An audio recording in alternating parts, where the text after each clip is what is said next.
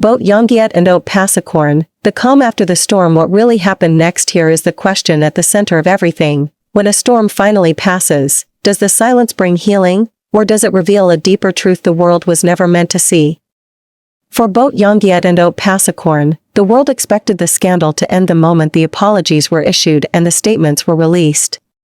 Fans thought the calm would simply arrive like a reset button, wiping away every misstep and misunderstanding. But storms do not disappear. They leave aftermaths. They leave consequences. They leave changed hearts. And this is the part of the story no one saw. This is what really happened next. Hit that subscribe button and turn on notifications so you never miss an update in the world of your favorite celebrities.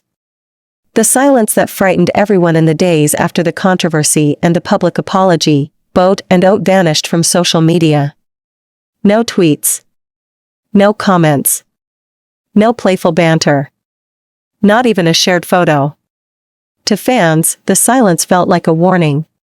To their agency, it felt like a necessary pause. But to the two men at the center of it all, that silence became a battlefield. Behind closed doors, they were no longer partners promoting a drama.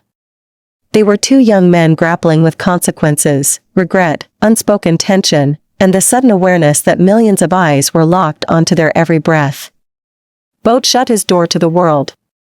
Oat shut his emotions to everyone. For the first time since their partnership began, they walked separate paths. The meeting that almost didn't happen. There was a conference room in the M-Flow building, dimly lit and painfully quiet. Both were asked to attend. Both hesitated. Boat arrived first, sitting stiffly in a chair, fingers curled into anxious fists. Oat walked in moments later, his eyes tired but burning with unspoken frustration. No cameras. No lights. No audience. Just Boat. Just Oat. And the words they had been avoiding for days. At first, neither spoke. Then, finally, Boat whispered, not with anger, but with a kind of weary honesty. "You put me in a position I couldn't control." Oat lowered his gaze.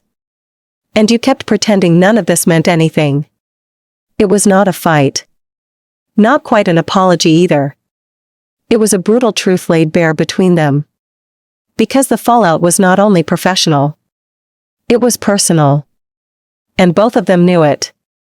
The confession they never expected to make. Managers stepped out. Doors closed.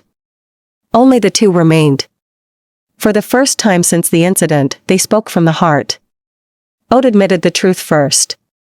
He had feelings he couldn't fully understand, feelings he masked with jokes, with chaos, with impulsive choices that spiraled out of control. Boat listened, quietly, painfully. Then Boat revealed his own truth.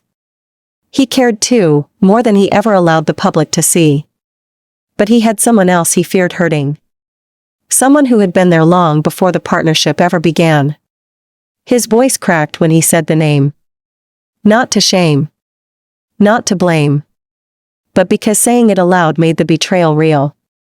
Mix. Boat's loyalty to him was the anchor he held onto. And Oat. Oat had unknowingly cut the line. When that confession landed, the room changed. The air tightened. The truth settled like dust on both their shoulders. This was no longer about a scandal. This was about three hearts caught in a storm none of them asked for. The turning point. After hours of painful honesty, the storm between Boat and Oat began to quiet. They agreed on boundaries. They agreed on healing. They agreed to rebuild their partnership with clarity, not confusion. But Oat asked one more question before he stood to leave. What about us?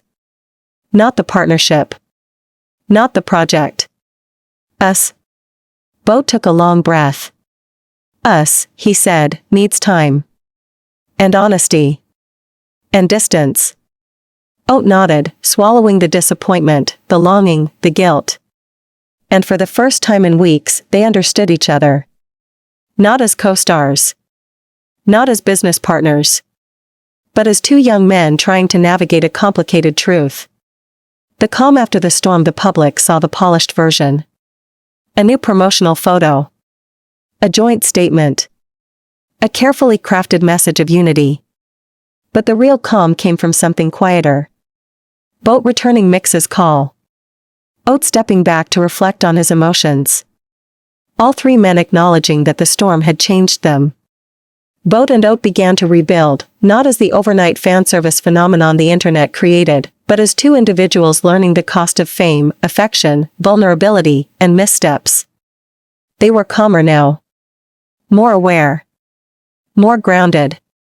Because storms teach lessons no peaceful day ever can. And the truth is this, the calm after the storm is not the end of the story. It is the beginning of something new. Something deeper. Something more honest. What comes next will not just define their careers. It will define their hearts. The night Boat finally broke down, the world believed Boat had moved on. He posted rehearsed content. He smiled at public events. He let the agency polish every appearance until it gleamed like nothing had ever happened. But late at night, when the facade fell away, he was anything but calm. He replayed the incident repeatedly. The kiss. The crowd. The shock. The fear. The realization. He asked himself a single question over and over. What was he really afraid of losing? His career? His partnership? His image? Or Mix? Because behind every public apology was a private truth he could not escape. Mix had not forgiven him. Not yet. Maybe not ever. The weight of that silence was heavier than any scandal. And that night, Boat finally crumbled, alone, unseen, unheard. Tears soaking into the dim corner of a room where he could no longer pretend to be strong. Mix's message that changed everything for days. Mix had kept his distance. He had avoided calls. He had hidden his heartbreak behind polite explanations of exhaustion.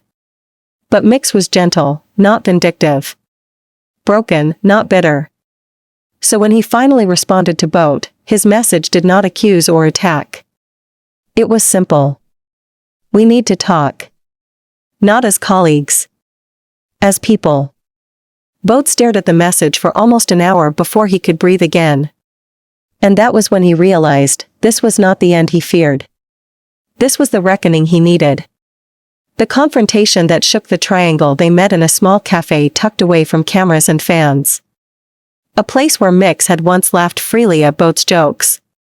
Where Boat had once rested his head on the table and listened to Mix ramble about late-night cravings and forgotten dreams. But that day, the air carried a new tension. A fragile weight. A heartbreak waiting for closure. Mix arrived first. Boat sat across from him, hands trembling, voice barely stable. "I'm sorry," Boat whispered. Mix nodded slowly. "I know. But apology isn't the question anymore." Boat's breath caught. "What is, then?" Mix looked at him with eyes soft enough to hurt. "Do you understand why it broke me?" The room seemed to shrink. The world seemed to pause.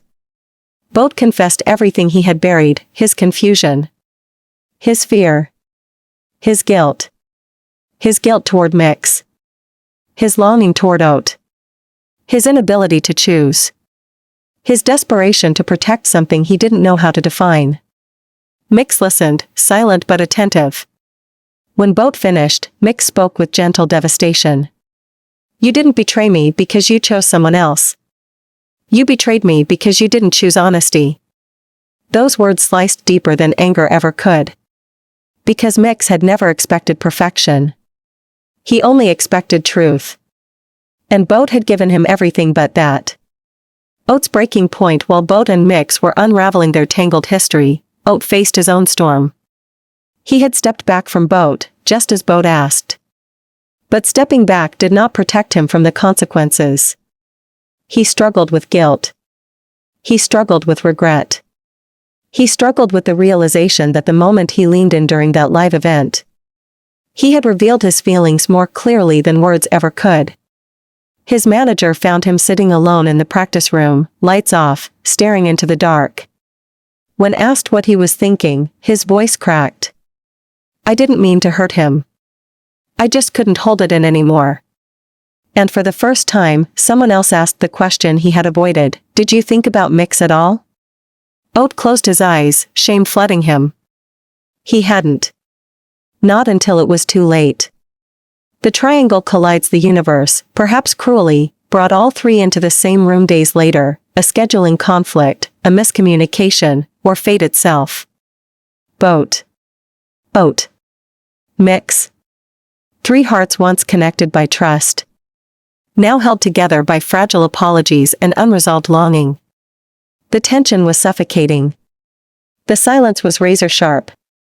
Oat looked at Mix first. I'm sorry. Mix gave him a soft nod. Boat looked between them, chest tight with the fear of losing both. Then Mix lifted his gaze and said quietly, we need healing. All of us. But not by pretending nothing happened. This was the turning point. The true calm before the next storm. Not peace. But understanding. A fragile beginning. A hard-won honesty.